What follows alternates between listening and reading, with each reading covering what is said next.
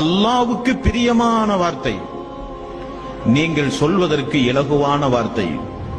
மீசானில் அந்த வார்த்தையை போட்டால் நன்மை தட்டு அதிகரிக்கும். அந்த அளவுக்கு சக்தி வாய்ந்த வார்த்தை எதுவென்று உங்களுக்கு நான் கற்றுத்தரவா? ரசூல் ஸல்லல்லாஹு அலைஹி வஸல்லம் அவர்கள் சொன்னார். நன்மையும் தீமையும் எடை போடுகிற அந்த மீசானுடைய தராசுல தான் மனிதனுக்கு பதட்டம் ஜாஸ்தியா இருக்கும். ஃபமை யாமல் மிஸ்கால தர்ரத்தின் ஹைரன் யரா வமை யாமல் மிஸ்கால தர்ரத்தின் ஷர்ரன் யரா.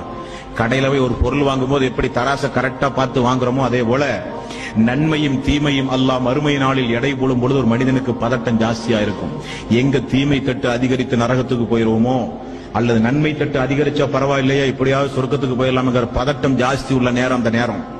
அந்த இடத்தில் ரசூல் ஸல்லல்லாஹு அலைஹி வஸல்லம் அவர்கள் அதற்கு நமக்கு ஒரு வழிமுறையை சொல்லித் தருகிறார்கள். அல்லாஹ்வுக்கு பிரியமான வார்த்தை, மீசான் என்ற தட்டில் அந்த வார்த்தையை அல்லாஹ் போட்டான் என்றால் நன்மை தட்டு அந்த அளவுக்கு அதிகரிக்கும். ஆனால் நீங்கள் சொல்வதற்கு இலகுவான வார்த்தை. என்ன வார்த்தை? சுபஹானல்லாஹி வ பிஹம்திஹி சுபஹானல்லாஹில் அஸீம்.